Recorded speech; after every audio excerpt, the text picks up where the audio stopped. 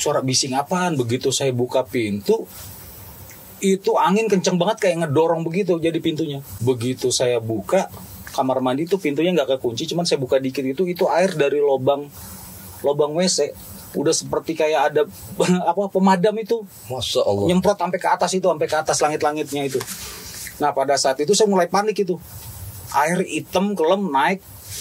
Dia pelan sih, nggak arus itu karena masih pendek. Saya nggak mikir kalau itu tanggul jebol atau apa, nggak kepikiran pokoknya. Nah begitu di atas genteng saya ngelihat itu sejauh mata memandang kan air semua. Di sini nggak ada lagi yang nolongin saya. Kita mau teriak minta tolong, teman-teman teriak minta tolong. Saya cuma berpikir gitu doang, udah nggak usah minta tolong. Nggak ada yang bisa nolongin kita kecuali kita dan atas izin Gusti Allah. Hikmahnya itu saya diberi kesadaran, masih diingetin. Terus saya diberi selamat juga panjang umur ya. Mungkin saya masih banyak dosa, masih banyak yang harus saya benahi ya untuk menjadi yang lebih baik dari sebelumnya dan lebih dekat kepada Sang Kuasa.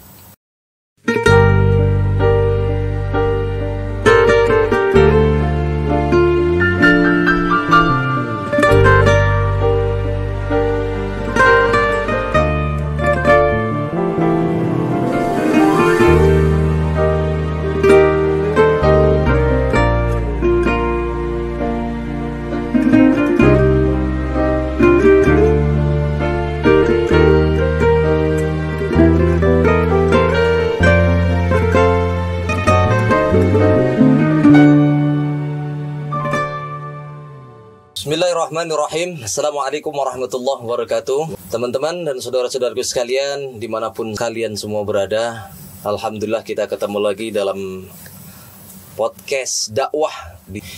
Seperti biasa saya akan hadirkan narasumber-narasumber yang spesial untuk teman-teman sekalian, yang tentunya narasumber yang kita hadirkan saya menginginkan mudah-mudahan bisa menjadi motivasi dan semangat untuk kita semua. Dan pada kesempatan kali ini saya ditemani oleh bintang tamu yang sangat luar biasa, yang tentunya mungkin teman-teman kalau ngikutin channel saya udah nggak asing dengan beliau ini. Beliau adalah salah satu sahabat karib saya yang kebetulan punya histori perjalanan yang begitu sangat mengharukan. Harapan saya dan kita semua nanti beliau akan berbagi-bagi kisah dengan kita semua. Mudah-mudahan ini bisa menjadi semangat buat kita. Setiap kejadian yang ada di dunia ini pasti ada hikmah di balik semua musibah yang Allah turunkan untuk kita. Tanpa berbasa-basi, saya akan langsung perkenalkan. Ini ada sahabat saya yang bernama Bung Andri Jamika. Gimana bro? Sehat bro? Alhamdulillah sehat. Gimana nih aktivitas selama ini? Aktivitas selama pandemi COVID kayak begini, untuk manggung sama Jamika masih Senin Kemis. Masih Senin Kemis. Tapi aktivitas lain selain manggung apa nih selama ini? Tetap bantu-bantu kakak usaha. Ya seperti manusia lainnya lah, cari nafkah untuk hidup. Luar biasa. Yang penting jangan sampai kita terlarut dalam sebuah peristiwa yang saat ini sedang kita jalani. Apapun kondisinya kita harus tetap semangat karena hidup terus berjalan ya Bang. Benar banget. Bang, sebelum Bang Andri cerita tentang peristiwa ini, saya tadi belum sampaikan. Peristiwa yang pernah Bang Andri jalani ini adalah peristiwa yang sangat luar biasa, dan dulu hampir semua televisi menyiarkan tragedi yang sangat menguras air mata dan bahkan nyawa ya. Tragedi jebolnya tanggul Situgitung yang terjadi sekitar tahun 2009. Yang saat itu kalau tidak salah memakan korban sekitar berapa ratusan jiwa. Dan beliau ini adalah salah satu korban, salah satu sahabat saya yang berhasil selamat diberikan kesempatan oleh Allah, the second life, kehidupan yang kedua. Bang Andri boleh cerita sedikit tentang peristiwa yang saat itu terjadi di luar dugaan kita semua ya, karena yang saya dengar di berita saat itu kejadiannya itu pagi ya. Pagi menjelang Bang Andri lagi ngapain waktu itu? Pada saat itu tuh saya lagi tidur, lagi indah-indahnya tuh. Pokoknya menjelang subuh tuh setiap orang pasti ngalamin itu. Tidur itu nikmat banget itu. Apalagi sorenya tuh kalau nggak salah habis hujan. Sore sehari sebelumnya tuh habis hujan deras, udara dingin ya. nikmat banget ya untuk istirahat. Kalau boleh diceritakan sama teman-teman, lokasi tempatnya Bang Andri itu waktu itu di mana? Itu di kosan atau gimana? Dulu itu kita tuh ngekos bareng-bareng, termasuk sama teman-teman di Jamika. Itu satu kosan itu ada beberapa satu rumah, cuman ada beberapa kamar di situ. Nah lokasinya itu ya nggak jauh dari Tanggul Situ Gintung itu, nggak jauh, di kampus Muhammadiyah itu. Padahal sebenarnya kalau kita lihat ya struktur tempatnya itu antara Tanggul Situ Gintung dengan kan kampus STAD ya, Muhammadiyah itu kan agak jauh ya, lumayan jauh. Tapi luar biasa sampai ke situ ya jebolnya. Iya, karena posisinya itu tempat tinggal pada saat waktu itu di kosan itu dataran rendah. Jadi kalau pada saat kejadian Situ Gintung itu pas jebol itu terlihat bener-bener jalur air pada zaman dahulunya itu seperti apa. Kayak jalur irigasi pertanian sih kayaknya dulu itu. Kalau saya pernah dengar itu cerita dari beberapa teman-teman, mungkin termasuk Bandri waktu pernah cerita ke saya. Waktu awal kejadian, karena itu kan hujan ya awalnya. Iya, hujan deras. Teman-teman tuh nggak nyangka, dipikir itu hanya, memang itu kan udah langganan banjir ya. Iya benar, itu banjir terus itu situ. Banjir terus. Awalnya nggak nyangka, dipikir itu biasa gitu. Tapi ternyata air begitu cepat pasangnya ya. Nah, boleh diceritain Bang Andri itu kejadiannya saat itu?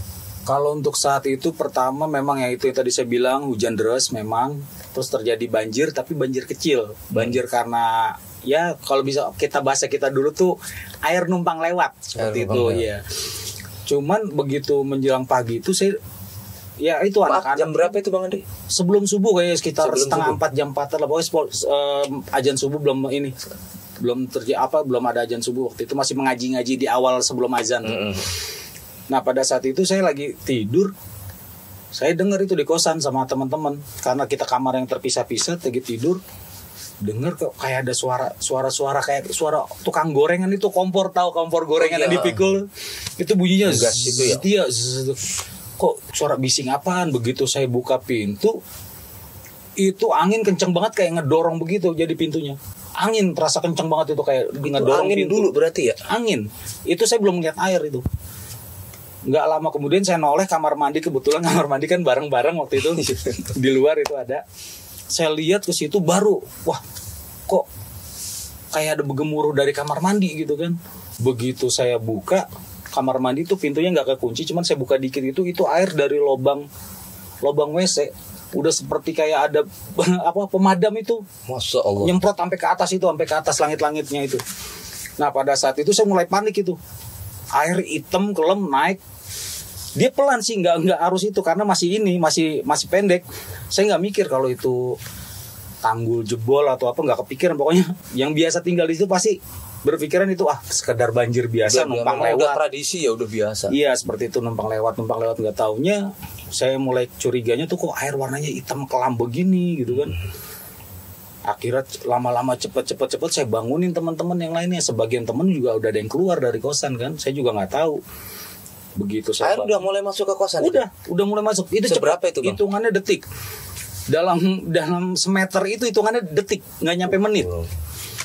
Nah pada saat itu saya mulai bangunin teman-teman. Saya udah nggak bisa keluar dari kosan karena di luar juga karena udah air udah genang gitu kan, udah banyak air. Mau nggak mau saya ngajak teman-teman saya itu naik ke atas genteng. Iya, saya matiin dulu listrik pada saat itu karena saya berpikirnya tuh jangan sampai mati kesetrum nih gara-gara ini nih. Saya pikir begitu. Benar itu. Nah begitu saya ajak teman-teman saya ke genteng itu, saya jebol kan kayak reng ada reng itu, saya juga nggak tahu itu tenaga dari mana. Pokoknya kepikiran naik toren air di atas genteng. Saya tarik tuh teman-teman semuanya.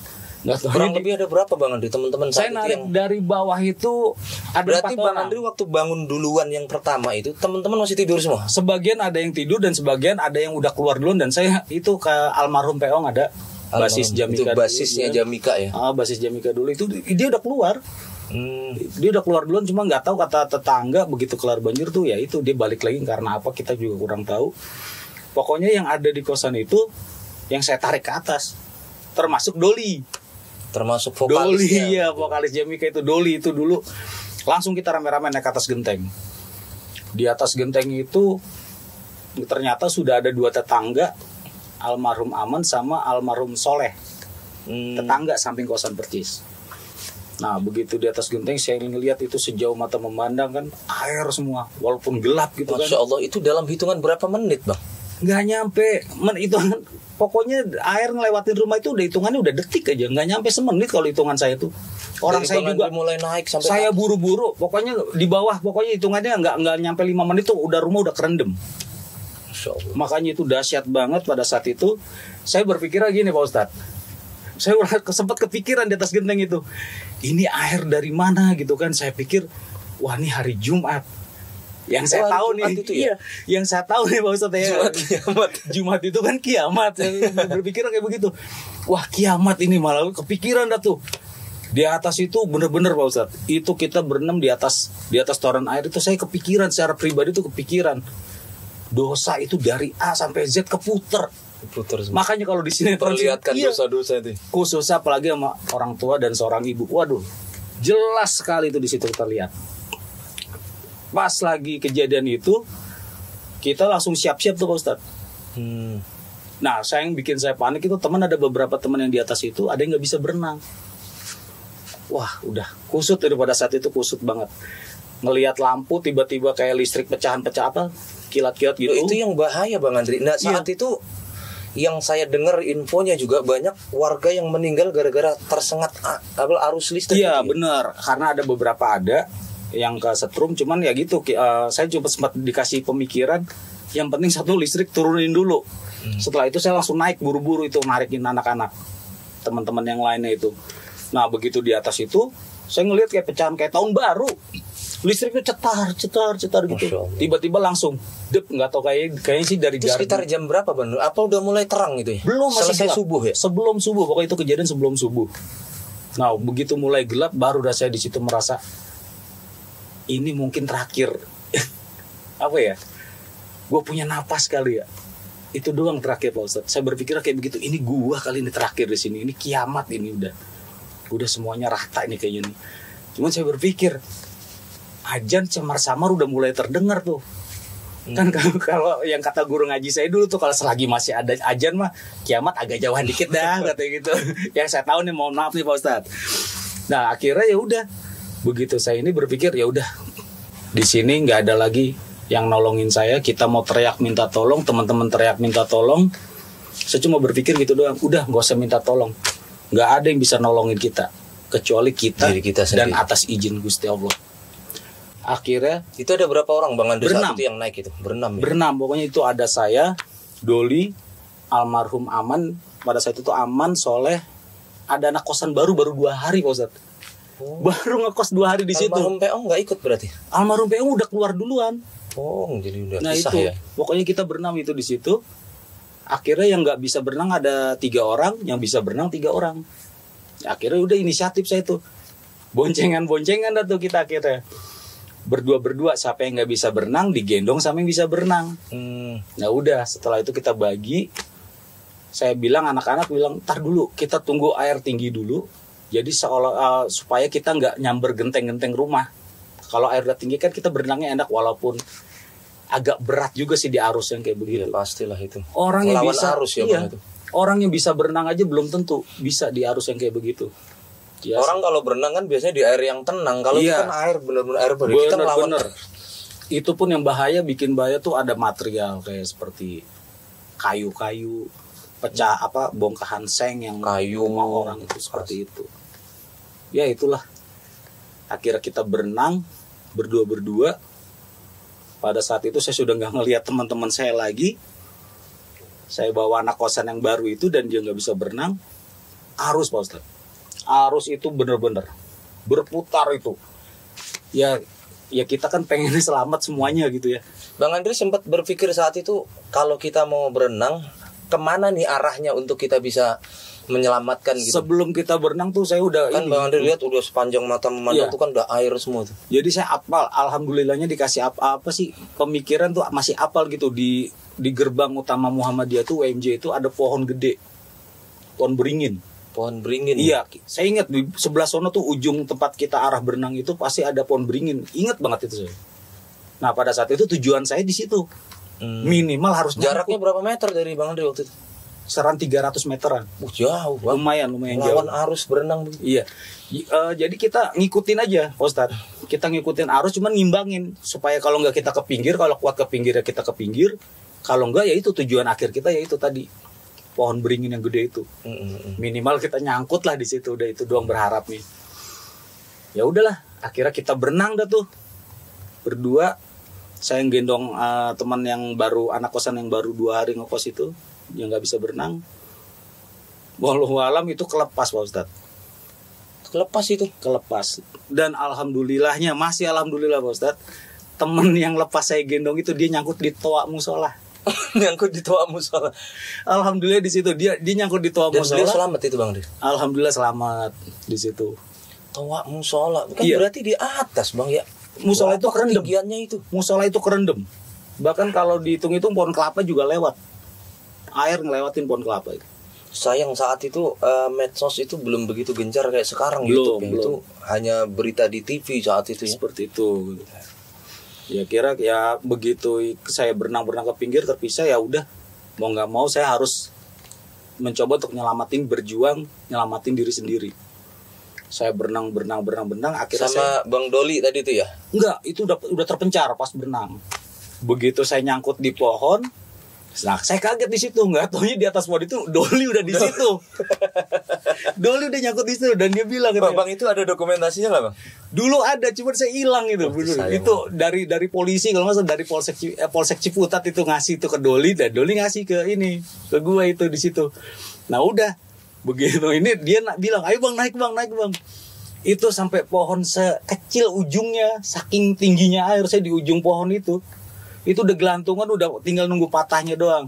Ya Allah. Ada berapa orang selain Bang Doli sama Bang Andi? Berdua doang udah. Nggak tahu gimana ketemunya, dari awal berenang, dari awal toren, tiba-tiba nggak tahu ditemuin lagi di pohon sukun, berdua sama Doli ya. Nah, anak teman-teman Jamika yang lain gimana tuh? Kayak ada almarhum Sidik. Almarhum Sidik itu dia digendong sama Doli. Ya itu yang seperti saya bilang itu tadi. Kita ngelawan arus itu tuh kenceng banget. Bahkan yang saya gendong pun anak kosan baru itu terlepas. Nah, ini yang pernah saya dengar nih Bang ya, dari Doli dulu waktu masih kita sering ketemu. Doli itu pernah cerita sebenarnya itu kejadian yang paling dramatis saat itu. Karena dia benar-benar melihat dengan mata kepala. Jadi terakhir kali almarhum Sidik saat itu dia selamatin, dan memang dia sudah nggak bisa menyelamatkan almarhum lagi, karena dia sendiri saat itu bilang, gua aja belum tentu selamat, udah kita selamatin diri kita sendiri. Dan saat itu memang almarhum Sidik itu nggak bisa berenang sama sekali, nggak bisa berenang dia. Itu gimana kronologisnya Bang Andri bisa? Kalau pada saat terpisah itu saya kurang jelas banget tentang Doli dengan almarhum Sidik. Cuman yang saya tahu banget itu memang arus itu mau sekuat apapun kita berpegangan sudah pasti terlepas karena muter. Apalagi yang saya yang pernah alamin itu arus di bawah itu lebih kencang. Orang kebayang saya berenang di air hampir ketabrak mobil. Kebayang itu. Saya lagi berenang, mobil juga hanyut juga. Mobil hanyut, saya hampir ketabrak air tapi di atas air gitu. Ketabrak mobil di atas air itu. Saya mikir, wah ini kalau bener-bener ketabrak, kejadian bener-bener luar biasa ini. Ketabrak mobil tapi di air gitu loh. Nah itu kebayang kan, kita pegangan serat apapun udah pasti kelepas itu. Luar biasa itu, dahsyat banget. Ini kebetulan personil Jamika ini kehilangan dua personil ya. Dua personil, almarhum gitaris almarhum Sidik sama Sidik. Dan saya juga sempat dengar saat itu ceritanya, wah luar biasa. Sebenarnya ini kalau kita ceritain panjang ya Bang ya. Panjang banget. Dan ini mungkin hanya sekedar benang merahnya aja yang mungkin Bang Andri ceritakan. Termasuk lebih sedih lagi itu peristiwanya Bang Peong tuh ya.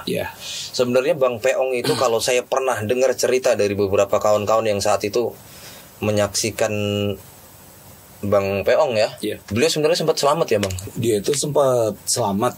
Saya juga kurang tahu persisnya seperti apa, cuman saya dapat cerita dari warga sekitar yang ketemu sama dia. Dia sempat selamat, tapi dia balik lagi nurun nyelamatin anak kecil. Sampai diketemukannya dia sama piye 2 kali kalau nggak salah itu ya. Dia nyelamatin anak kecil. sampai di akhir hayatnya pun dia masih memeluk anak kecil yang mau dia selamatin itu. Ya, cuma Tuhan punya kehendak yang beda lah. Ya Allah ya Rabbi. Ya, kita doakan bersama-sama mudah-mudahan kedua almarhum Bang Sidik dan almarhum Bang Peong mudah-mudahan insyaallah tenang di alam sana dan di sisi Allah Subhanahu wa taala. Apalagi saya merinding nih Bang jadinya. Bang Peong itu waktu pas kejadian itu sebenarnya beliau kalau hanya untuk egois diri sendiri ya beliau sebenarnya udah selamat dan udah nyampur dengan warga saat karena melihat anak kecil saat itu sedang hanyut, dan inilah jiwa kemanusiaan beliau muncul dan beliau berenang ya menyelamatkan anak kecil. Dan kalau tidak salah lagi saat itu kisahnya itu di saat beliau akan nyelamatin anak kecil itu terhantam material dan disitulah beliau akhirnya mungkin sempat pingsan tapi karena kondisinya terbawa arus ya nggak bisa selamat. Dan saya kebetulan masih nyimpan itu dokumentasi kedua almarhum, meninggalnya almarhum Peong itu dalam keadaan tangannya begini nih. Jadi benar-benar saat megang anak kecil ini. Subhanallah. Itu apa Bang Andri hikmah yang bisa Bang Andri tarik dari musibah yang saat itu yang mungkin di luar dugaan Bang Andri? Ya siapa yang siap ya saat itu nggak ada yang siap sama sekali dengan kondisi seperti itu. Pasti ada hikmah yang bisa Bang Andri dapatkan dari peristiwa itu setelah kejadian itu. Kalau untuk hikmah yang pertama yang saya menurut dari diri saya sendiri, pada saat saya di toran air itu saya kebayang itu yang seperti tadi saya bilang itu Pak Ustadz, dosa itu kayak diputar sama, nggak beda jauh. Makanya saya juga dulu ngeliat apa kita ini harus begitu dulu ya Bang ya? Jadu, jangan. Untuk ingetin dosa kita harus diuji seperti itu dulu. Kalau bisa jangan sampai. Karena ya itu benar-benar itu kebayang, apalagi dosa sama seorang ibu. Wah itu kebayang, dan dosa itu pun udah lama banget. Pada saat 10 atau 20 tahun yang lalu lah itu. Pada saat juga saya masih sekolah juga itu. Kebayang itu. Akhirnya ya udah saya pulang, sungkem sama orang tua, minta maaf. Hikmahnya itu saya diberi kesadaran, masih diingetin. Terus saya diberi selamat juga, panjang umur ya. Mungkin saya masih banyak dosa, masih banyak yang harus saya benahi. Ya untuk menjadi yang lebih baik dari sebelumnya dan lebih dekat kepada Sang Kuasa. Dekat supaya kita lebih dekat lagi sama yang menciptakan alam. Ternyata alam pun bisa marah gitu ya. Luar biasa. Bang Andri ada trauma nggak setelah kejadian itu? Dan berapa lama kalau memang Bang Andri pernah ngalamin trauma itu? Saya pernah ngalamin trauma, bahkan ngelihat genangan air aja itu saya takut. Genangan air habis hujan itu saya takut. Sampai segitunya. Bahkan saya mandi pun mata saya harus melek. Jadi makanya saya kalau mandi pada saat habis kejadian itu saya selalu nunduk, mata saya nggak bisa ketutupan sama air. Itu kalau nggak salah, alhamdulillah sih nggak lama. Gitu. Ya 1-2 bulanan lah itu yang saya alamin kayak begitu. Bang Andri, ada kenangan-kenangan yang manis nggak selama ngeband dengan kedua almarhum ini? Sosok beliau tuh di mata Bang Andri sebagai salah satu personil Jamika yang kehilangan 2 orang ini. Menurut Bang Andri sosok almarhum Peong dengan almarhum Sidik itu seperti apa? Kalau untuk almarhum Peong itu dia juga kebetulan juga satu kampus juga kan. Dia senior saya dan juga senior saya di kampus dan juga senior saya di musik. Dia itu orangnya sangat bijak dalam mengambil suatu keputusan, baik itu dalam organisasi ataupun band. Dia selalu bisa dibilang dia penengah di antara pemikiran beberapa anak-anak atau teman-teman yang berbeda-beda. Dia selalu jadi penengah. Dan saya juga dengar dari keluarganya juga, kalau dia di keluarganya pun seperti itu. Nggak pernah terlihat dia seperti orang yang sedang marah-marah atau emosian. Selalu bawaannya tenang. Dan karya-karyanya dia yang luar biasa itu juga. Sampai saat ini masih sampai saat ini lumayan. Kalau almarhum Sidik ini? Almarhum Sidik juga termasuk orang yang humoris. Dan dia luar biasa kalau untuk dalam berkarya di musik. Totalitas banget. Walaupun dengan orang bisa dibilang tuh ketidakberadaannya dia gitu. Nggak ada komputer, dia minjem sama sana sini, masih bisa numpang sana sini, tapi dia nggak berhenti yang namanya untuk berkarya. Itu karyanya dia luar biasa. Bahkan sampai saat ini pun sebagian komunitas atau pencinta musik reggae juga kenal pasti dengan karya-karya biasanya. Itu haruslah solidaritasnya, artinya tidak terputus di saat kita masih dalam kondisi ngeband aja, walaupun beliau sudah nggak ada pun kepedulian itu tetap kita ini. Itu baru namanya sahabat sejati itu.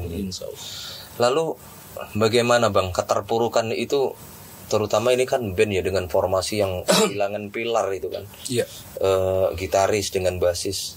Saat itu sempat vakum atau gimana? Itu lumayan cukup lama vakum pada saat itu. Ya anak-anak mau merasa kayak gimana ya, ditinggal dua pilar penting. Down lah ibaratnya, kalau dalam satu band tuh bener-bener mau arahnya mau kemana juga bingung gitu. Salah satu almarhum Sidik kunci di Jamika, almarhum Peong pemanisnya, ibaratnya begitu, yang tukang bumbuinnya lah. Bingung tuh anak-anak galau. Akhirnya ya ketemu lagi jalannya bareng-bareng, akhirnya ngumpulin, bentuk pelan-pelan dengan bongkar pasang personil juga yang bantuin. Banyak teman-teman juga dari Boim Gangsta Rasta juga bantuin, Risa drummer Digo juga bantuin, Viko, banyak dah teman-teman yang bantuin itu, termasuk adenya almarhum Sidik Rian. Dia sempat ngisi gitar juga di Jamika, ngebantuin pada saat main di Cianjur waktu itu. Alhamdulillah sih teman-teman support semua di komunitas. Bang Andri, boleh closing statement buat teman-teman. Sebelum closing statement, andai kata nih, mohon maaf Bang Andri, sosok almarhum Peong dan almarhum Sidik ini ada di hadapan Bang Andri saat ini, pesan apa yang pengen Bang Andri sampaikan buat mereka? Mungkin nggak bisa pesan apa-apa ya. Ini kan cuma berharap gini doang ya. Berharap ya dia semoga ditempatkan di tempat yang terbaik Gusti Allah. Dan kalau tugas kita yang masih ada ini cuma satu sih, seperti yang pernah diajarin juga sama almarhum Peong. Dia pernah ngobrol face to face langsung. Dia biasa manggil ini kan Kluik, ke gue Kluik Ustad. Wik, kita suatu saat pasti mati. Badan kita pasti hancur, ruh kita pasti melayang. Tapi satu, Wik, lu harus berkarya, karena itu doang yang dikenang. Berkarya sebaik mungkin dan sebagus mungkin. Itu yang masih terpegang sampai sekarang. Nah, mungkin ada karya beliau yang pengen Bang Andri kenang di podcast kali ini, yang pengen Bang Andri bawain. Saya pengen nih dengerin Bang Andri nyanyi sambil main gitar, supaya fanbase-nya ini, fans bisa dibilang fans klubnya Jamika lah. Fansnya Jamika. Iya, fansnya Jamika bisa dibilang Jambi. Oke, buat teman-teman, ini persembahan spesial. Lagu ini didedikasikan untuk kedua almarhum personil Jamika yang sudah mendahului Bang Andri dan teman-teman yang lain. Mudah-mudahan terhibur.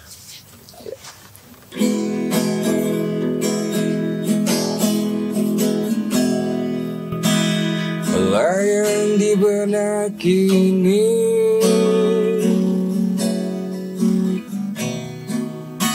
saat aku mengingat engkau, masih indah, masih selalu terasa di dalam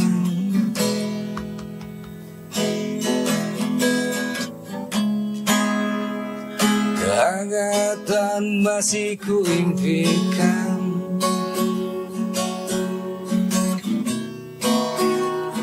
akan hadir suasana indah,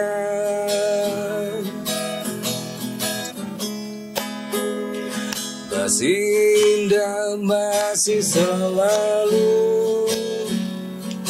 terasa di dalam jiwa.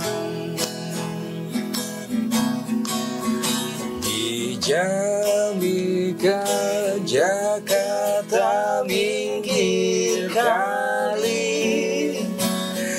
Di Jamika ku cinta kepadamu. Di Jamika, Jakarta minggir kali.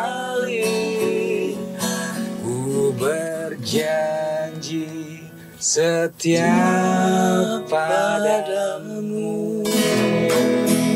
Luar biasa. Ini salah satu lagu kenangan almarhum ya? Iya, lagu andalannya almarhum juga ini. Ini mungkin banyak yang nggak tahu ya, terutama buat teman-teman yang fans lagu-lagu reggae. Jamaica itu bukan diambil dari negeri-negeri apa negara Jamaika, bukan. Jamaica itu dari plesetan ya bang? Plesetan. Jamaica tadi itu ya? Iya. Jakarta. Minggir kali. Iya. Nah itu tadi teman-teman sekalian, bincang santai kita bersama Bang Andri Jamaica, salah satu personil Jamaica yang sampai saat ini masih eksis dan diberikan keajaiban oleh Allah untuk bisa mengalami kehidupan yang kedua kali setelah mengalami cobaan yang sangat luar biasa. Hikmah yang bisa kita petik adalah setiap musibah itu pasti ada hikmah untuk siapapun yang mendapatkan musibah itu. Termasuk Bang Andri, termasuk teman-teman Jamaica. Kita berdoa bersama mudah-mudahan korban yang saat itu berpulang ke rahmatullah. Dan itu banyak banget ya Bang Andri ya. Banyak banget itu. Termasuk bukan hanya personil Jamaica. Iya. Teman-teman kisaran teman-teman juga ya. Mudah-mudahan obrolan kita ada manfaatnya dan memberikan inspirasi buat semuanya yang menonton, dan harapan kita ada manfaatnya. Kita pamit Bang Andri, terima kasih sudah bareng ngobrol sama kita. Sama-sama Bos. Pesan buat teman-teman sekalian apa? Jangan lupa like, share, and comment channel, subscribe ya. Baik, kita pamit. Saya Aan Marani dan Bang Andri Jamaica. Akhir kalam, assalamualaikum warahmatullahi wabarakatuh. Layang di benak ini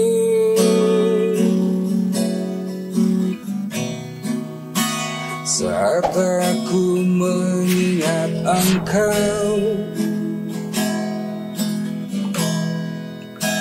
masih